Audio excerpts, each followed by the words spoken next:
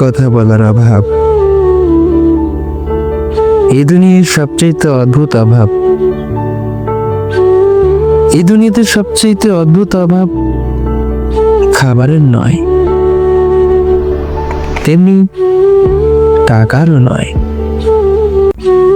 এই অভাব তৈরি হয় তখনই যখন কথা বলার মতো একজন মানুষ থাকে না। মানুষ না খেয়ে থাকতে পারে কিছু সময়, কিন্তু মনের ভিতরের খিদে দিনের পর দিন সহ্য করা যায় না। কারণ এই খিদে শরীরের নয়, এই খিদে অনুভবের। কথা না হলে মানুষ ধীরে ধীরে গুটিয়ে যায়।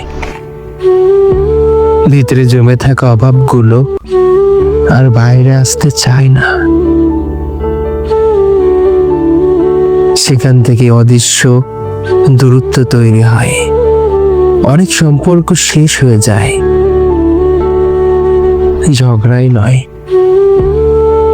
অভিযোগীও নয়, শেষ হয় শুধু কথা না বলার অভাবে।